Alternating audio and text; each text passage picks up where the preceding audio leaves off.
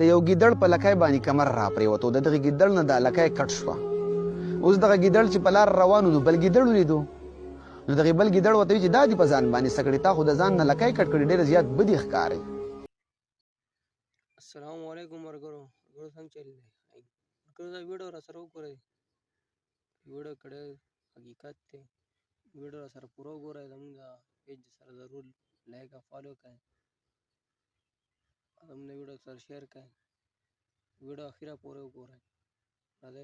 د یو ګیدړ په لکۍ باندې کمر را پریوتو د دغه ګیدړ نه دا لکۍ کټ شوه. اوس دغه ګیدړ چې په لار روان و نو بل ګیدړ ولیدو نو دغه بل ګیدړ ورته وایي چې دا دې په ځان باندې څه کړي، تا خو د ځان نه لکۍ کټ کړي، ډېره زیات بدې ښکاري. نو دغه اوله ګیدړ دی بې لکۍ ګیدړ دی دویم ګیدړ ته وایي چې ما د ځان نه دا لکۍ هسې نه ده کټ کړي، د دې سره ما ته ډېره زیاته خوشحالي میلاو شو، زما طاقت یو په دوه شو. اوس دا بل ګیدړ یې دومره دوکه کو او دومره یې متاثره کو چې هغه هم دې بل ګیدړ ته وایي چې زما نه هم دا لکۍ کټ کړه. نو دغه بې لکۍ ګیدړ د دې بل ګیدړ نه هم دا لکۍ کټ کړه.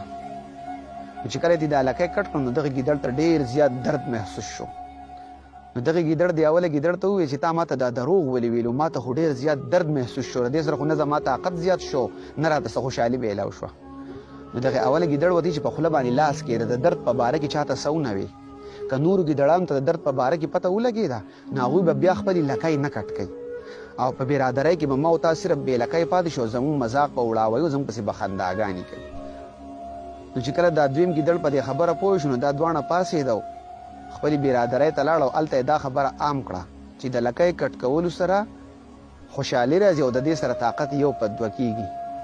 اوس څه موده پس حالات دې ته راورسېده چې تقریبا د برادرۍ زیاتو ګیدړانو لکۍ د ځان نه کټ کړي. نو چې د کم ګیدړ به لکۍ وه نو د هغه پسې به یې خنداګانې کولې او د هغه مذاق به یې اړاوه. خبره الټه شوه. نو ملګرو د خبرې مقصد او نچوړ مې دا دی چې زموږ په دې معاشره کې هم د هندوانو، انګریزانو او د یهودیانو دا کلچر او د هغوی دا دستور او د هغوی دا رسم و رواج ورو عام شو، تقریبا عام شوی دی.